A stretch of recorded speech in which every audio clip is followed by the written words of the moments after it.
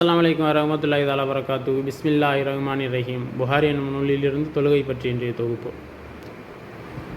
ஜும்மா நாளில் வெயில் கடுமையாக இருக்கும்போது என்ன செய்வது? ஜும்மா நாளில் வெயில் கடுமையாக இருக்கும்போது என்ன செய்வது? இதை பற்றி அனஸ் இப்னு மாலிக் ரலியல்லாஹு தஆலா அன்ஹு அவர்கள் அறிவித்தார்கள்.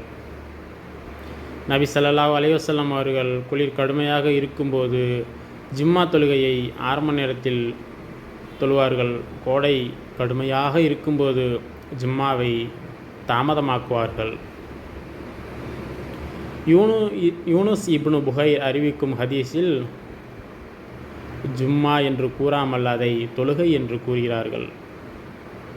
ஜிஸ்ரு இப்னு சாபித் அறிவிக்கும் ஹதீஸில் எங்களுக்கு அமீர் ஜும்மா தொழுகையை நடத்தினார், பிறகு ஜும்மா தொழுகையை நடத்தினார். பிறகு அனஸ் ரலியல்லாஹு தஆலா அன்ஹு அவர்களிடம் நபி ஸல்லல்லாஹு அலைஹி வஸல்லம் அவர்கள் எப்போது லுஹர் தொழுவார்கள் என்று விசாரித்தார்கள். அதற்கு அனஸ் ரலியல்லாஹு தஆலா அன்ஹு அவர்கள் மேற்கொண்டு கூறியவாறு அதையே அவர்களும் விடையளித்தார்கள்.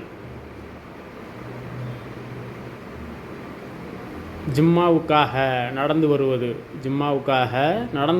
ஜும்மா நாளில் தொழுகைக்கு அழைக்கப்பட்டால் அல்லாஹுவை நினைவு கூற விரையுங்கள் என்று அல்லாஹ் கூறினான். இதை பற்றி திருக்குர்ஆன் அத்தியாயம் 62 வசனம் 9 கூறப்படுகிறது. விரையுங்கள் என்றால் அதற்காக செல்வதும் அதை செயல்படுத்துவதுமாகும் என்று சிலர் விளக்கமளித்தனர்.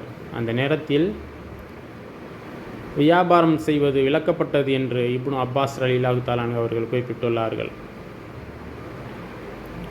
எல்லா விதமான கொடுக்கல் வாங்கலும் விலக்கப்பட்டது என அதாவுர் ரலியல்லாஹு தஆலா அன்ஹு அவர்கள் குறிப்பிடுகிறார்கள்.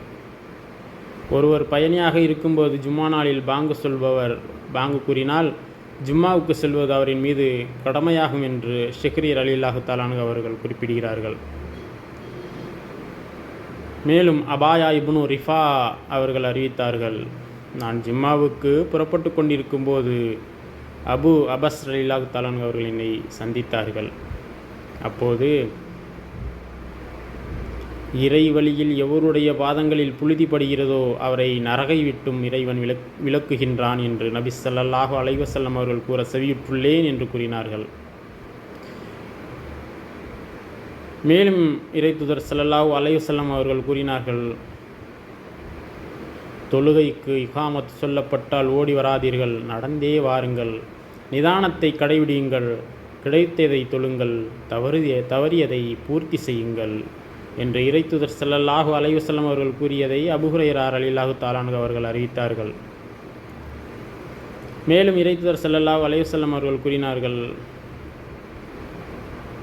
என்னை நீங்கள் காணும் வரை தொழுவதற்காக எழாதீர்கள், நிதானத்தை கடைபிடியுங்கள் என இறைத்தூதர் ஸல்லல்லாஹு அலைஹி வஸல்லம் அவர்கள் கூறியதை அபூ ஹதாதா ரலியல்லாஹு தஆலா அன்ஹு அவர்கள் அறிவிக்கிறார்கள். அல்ஹம்துலில்லாஹ்.